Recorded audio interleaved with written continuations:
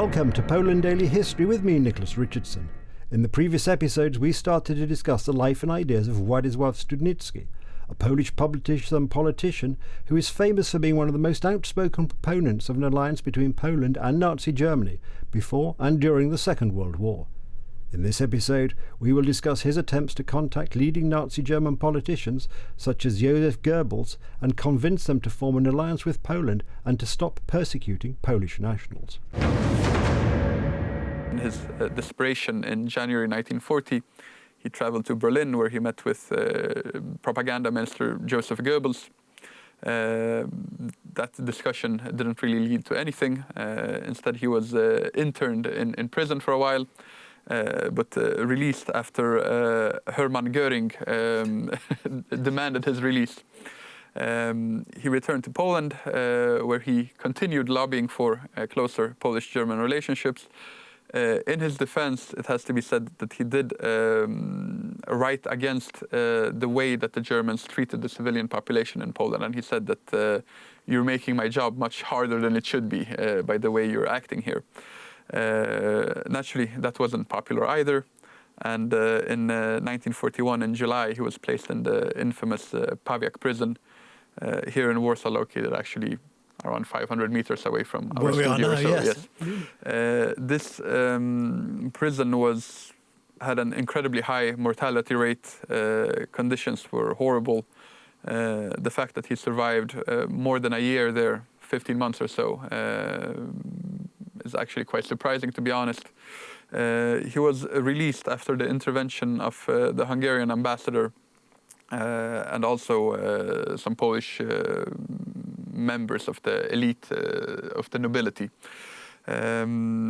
After being released from prison, he continued to lobby for a close Polish-German relationship.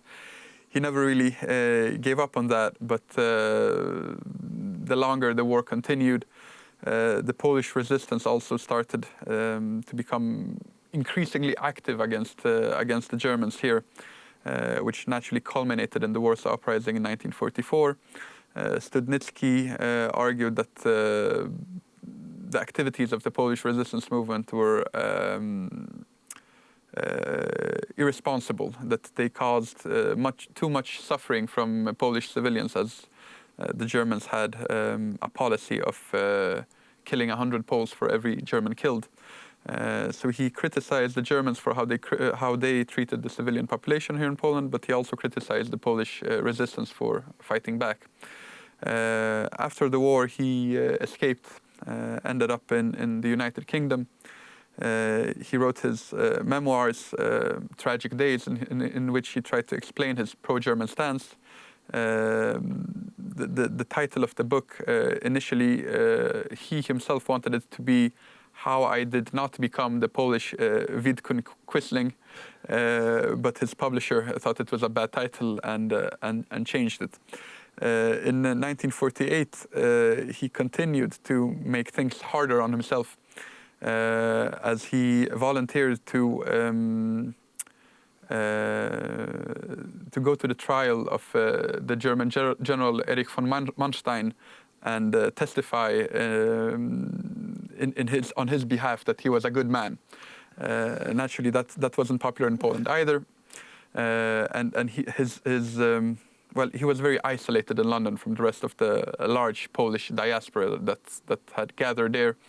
And a few years later, in 1953, the same year as Stalin, he passed away and was buried in the United Kingdom, never returning to Poland.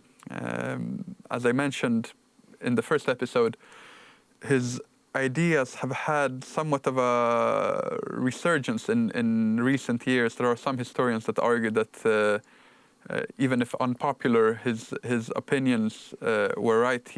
In his books, he was very good at predicting what course history would take. He predicted the Anschluss of Austria by Germany. Yes. He predicted the invasion of Czechoslovakia and the dismemberment of Czechoslovakia. He also envisioned that there would be a German-Soviet war, that the Soviets would ally with the Western allies, and in return they would be able to grab Poland's eastern provinces. So he was quite good at predicting what would happen geopolitically. But if we look at the formula that he presented, where it would have led us, there is, of course, this controversy that the Polish government and Polish society in general absolutely loathes anytime they hear the phrase Polish death camps. If they would have taken this trajectory that Studnicki argued for, then it's highly likely that the Polish, any type of government that would have supported the Germans would have to be involved in the Holocaust. Naturally, being highly immoral and ruining our nation's reputation for centuries to come. I'm just going to have to interrupt you there. The clock is against us.